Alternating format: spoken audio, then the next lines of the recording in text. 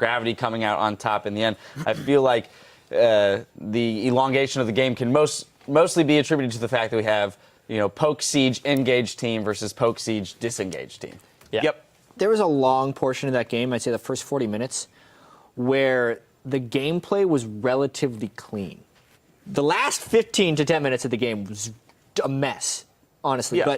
But Dignitas fell behind. They were a poke team against another team with poke, except they didn't have the engage thing. So they were just kind of doing what they could do, and Gravity was playing a safe and measured game for a long time.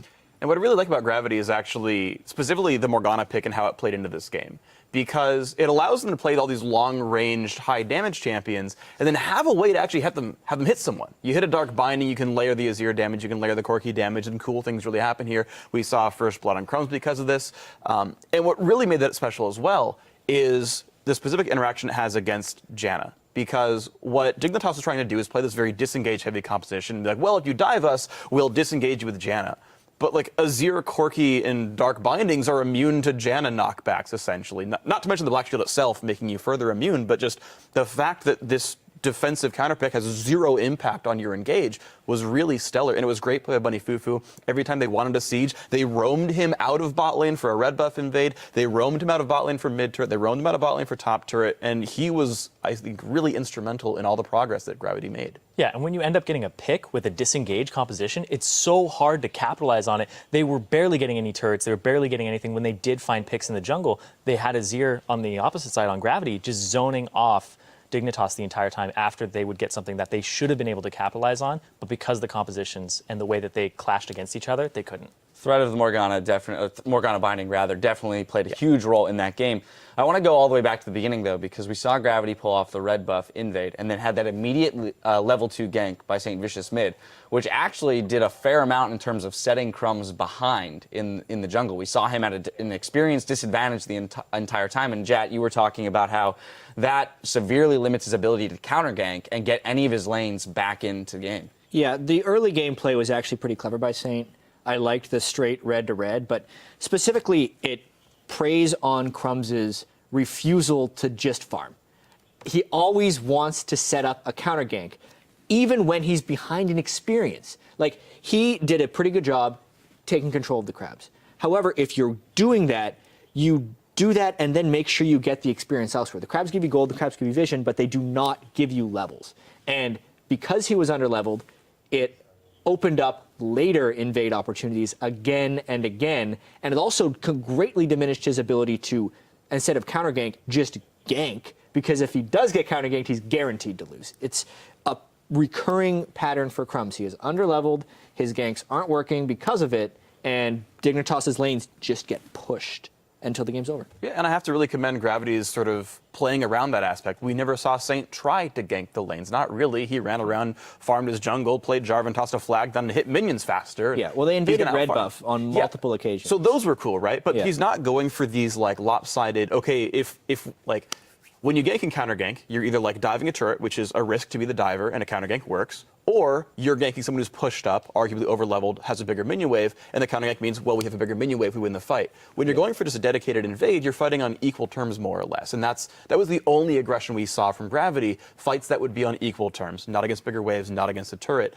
And knowing that Crumbs, wards deep, tries to counter gank everything, he was like, screw that, I'll just out-farm you because Jarvan's better at that than Lee Sin. Scales better than Lee Sin. None of the lanes were actually gankable, despite the fact that he picked this early game jungler in Lee Sin. And yeah, Crumbs had nothing to do, and props to Gravity for making that so. Yeah. To be a little bit kinder to Crumbs, once they fell behind, there wasn't much they could do. I mean, when they're picking Janna Lee Sin over Gnar, they're very clearly saying, we're going to poke you. But in order for poke compositions to set up, they need to be able to push the lanes. As soon as the lanes started losing, there wasn't much they could do. Yeah, and we saw CS advantages slowly making their way into top lane, into bottom lane in favor of Gravity. And then you kind of have to affect those lanes with the jungler, but they're just so safe. Gnar, Corki, there was nothing you could really do about it. Well, and, props to Gravity for properly playing their team comp. And that's what I have to say. My biggest takeaway from this game is the fact that Saint seemed to be, very confident in his shot calling all through the mid game. As you said, Jat, things started to devolve a little bit near the end game and get sloppy. But, I mean, that's huge for them to be able to rotate and take turrets without having to force fights, knowing that they can do so. Yeah, the patience is a really big thing, and not overextending and not getting just too aggro. I know I can't do it. We play on a team together for I can't play poke. You will dive in with any champion possible. Any champion possible. I'll find a way to do it, even if it's a poke champion. Xerath, all in. But I give them huge props because the fact that they are able to shot call like that in the mid game, and then the late game, it kind of fell apart for Dignitas, and we saw some slip-ups there that actually cost them the game. Yeah, Saint is nothing if not confident. Yes. Is one thing that always gives him a little bit of an edge on opponents. The game was pretty clean up until 40 minutes. Then it got really ugly.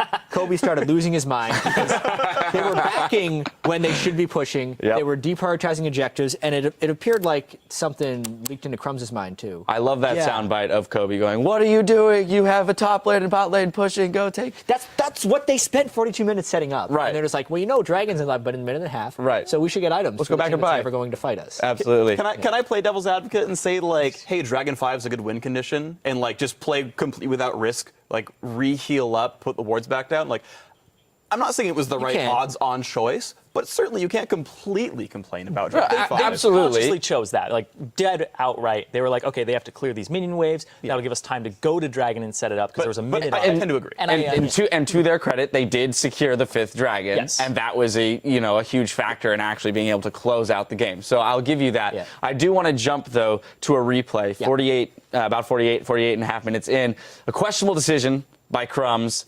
For an engage, kind of like a last-ditch effort, but I don't feel like it needed to be. This is called like, here you go, Gravity, you win. That's what I call this play. Let's just get into the replay title. right now because we talked about the 5 dragon buff and how they actually did have it, but they never did anything with it. They have 30 seconds left on their 5th dragon buff, and Gravity is running away from the base. They're done with this game. They're like, all right, I guess we're going to pressure Baron. We didn't do anything with 5 dragons. Let's roll it. Because Crumbs goes on a solo mission through a ward. Well, they saw him. Right? He didn't have like a raptor buff or anything to make sure he wasn't spotted. Yeah, sure, he's not in that specific brush. But what is the best case scenario kicking a support? You kill the support and die yourself? It still doesn't matter. They didn't kill the support. Crumbs is dead. And at this point, now they have no Baron threat. That was literally the end of the game as soon as he tried to make a play because they were holding on well. In some cases, Dignitas was turning the game around because they land Xerath poke and then finish things off. It was very sad. It was not a very I was very profitable sad. choice by Crumbs. Well, yeah, See it is. that he was drawn to Dragon. Well, and it's not like he didn't have the option to back out. Yeah, There was no one behind him. Nar TP'd in, right? There was no one behind him. The same way he got into that bush, he could have walked right back out. It felt like a desperation move. They saw that Nar was bot lane. TP takes 3.5, 4 seconds to channel. He was like, okay, if we get there in time.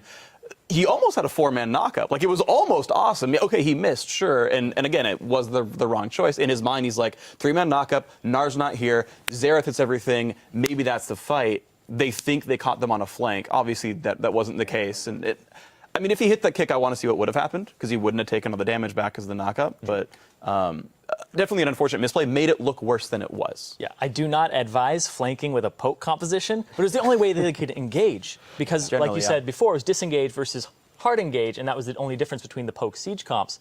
And he was trying a desperation move there.